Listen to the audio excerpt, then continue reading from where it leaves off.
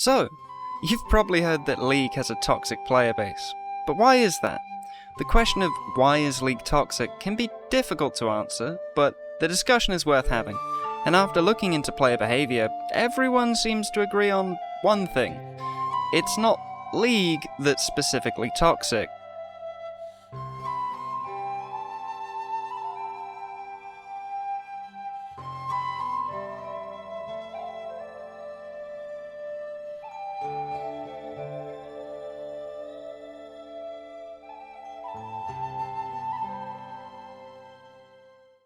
The reason League is toxic isn't so much with League, but with people. The reason League is toxic is because that's the standard behavior of online interaction.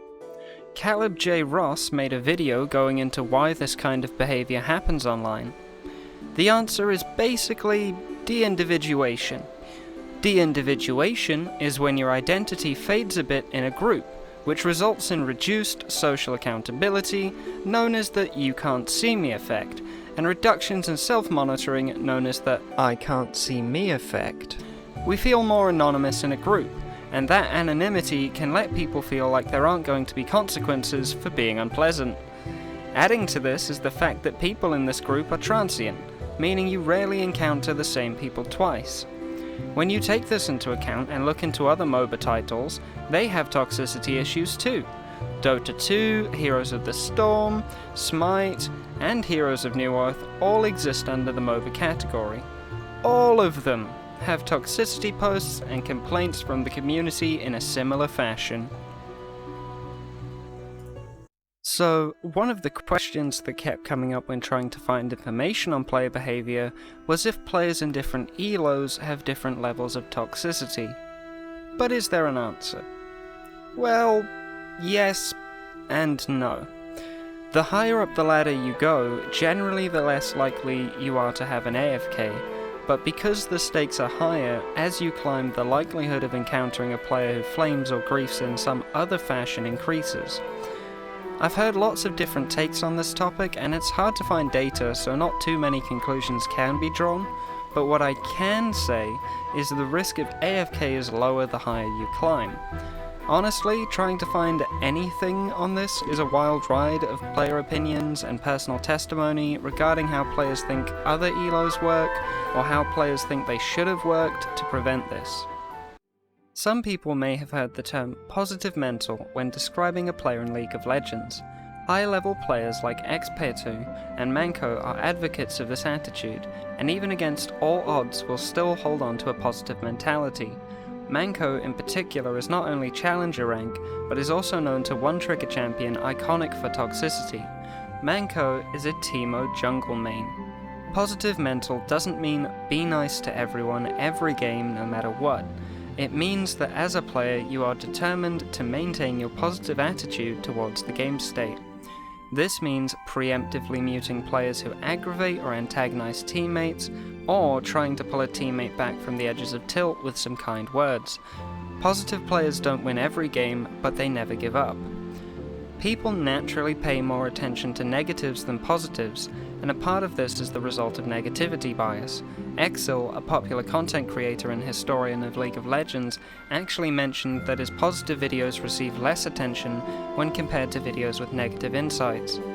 With that said, it makes sense that we don't see the impact of positive players as a result of this kind of interaction. It's not that League lacks positive players, it's that positivity is often drowned out by much louder negative discussions. Again, this is less to do with League and more to do with how people perceive and interact with these types of systems. Okay, so bear with me, because my next sentence is probably going to annoy you, and I understand, but please, just bear with me. Riot Games aren't the worst. Okay, there I said it. Too much? Sorry. But seriously, I think Riot are trying to tackle player behavior. Of course I need to prove this, because making the claim that Riot aren't the worst is hard to say when they... well, sometimes, yeah, okay, check this out. I made the adventure trail of Riot trying to manage player behavior. 2 years ago, Riot started making developer posts directly addressing the behavior that players are using in-game.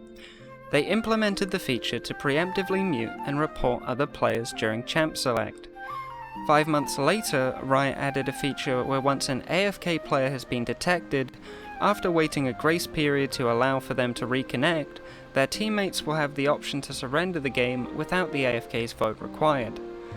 This meant that players who AFK for more than 10 minutes will now be instantly punished. Riot took a break after this and watched the data for the next 6 months. In July they released this post, and while queue dodging isn't toxic, Riot stated that dodging gets everyone into matches more slowly and the matches are worse. Beyond lower quality matches, we also believe that intentionally dodging ranked games to guarantee favourable circumstances reduces the competitive integrity of League. So by improving the quality of matches, they improve player attitudes in-game as a whole. 2 months later, Riot spearheaded AFK behaviour as the next target for player behaviour, introducing a system that punishes repeated offences and creating a tiered tagging system for players who repeatedly AFK. 6 months after that, Riot posted our latest update on behaviour management and spoke about shifting focus to the 95%. I found this post to be not only really interesting in terms of how the player base acts from a data point, but also found it fascinating that this is the level they were analysing this on. Shifting focus to the 95%. Over the last couple of years, we've largely focused on behind-the-scenes upgrades to our detection and punishment systems to improve your experience, and we know this isn't making enough of an impact. The data shows that only 5% of players are consistently disruptive. These players we definitely should be punishing, and we will always continue improving our systems for that, but the other 95% are regular players who get tilted every once in a while, and these players make up 86% of our reports. In other words, almost all reports are on the average player who usually behaves well. We've all been there. League is a competitive game, but when each game has 9 other players, if everyone is occasionally disruptive, you'll probably run into these behaviors often. And whenever you run into someone being disruptive, it doesn't matter to you if they behave well most of the time. Their behavior in that moment still ruins your game, and that's what matters. So how do we improve the behavior of 95% of players as a whole? That's a tough question, but we believe it's by building solutions that directly impact you and by partnering with you, our players, to create a stronger community together. In Riot's opinion, the best way to tackle toxicity is to try to focus on everyone's behavior instead of focusing primarily on the repeat offenders. They make the case that the community is not as toxic as people perceive, but understand that regardless of data, being in-game with someone who is toxic is never a fun experience. So League has toxic players, but for the most part they're normal players who are in a temporary phase of toxicity. Such a large community exists in this competitive game, and therefore someone reaching their limit and flaming out is bound to happen. Of course, knowing this doesn't help when you're stuck with a toxic player. It can feel like there's more than 5% of truly toxic players out there when this happens, and there will be players unlucky enough to meet these 5% more frequently than most. There are, however, positive patrons of the game, and Riot is trying to promote positive player behavior. As of patch 12.10, the honor system now includes a special recall for players with a high honor level, and Riot have confirmed they are working on an exclusive skin that will be available for players who reach honor level 5.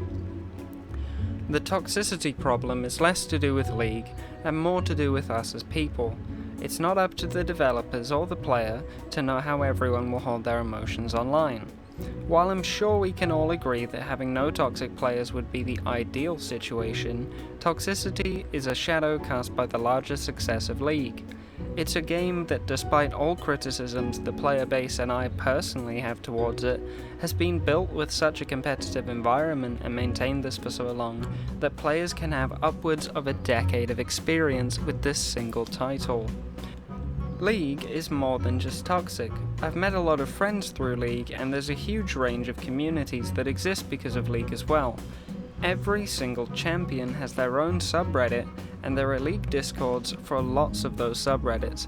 League's community has countless creators for all different kind of content, and a competitive scene with a huge following.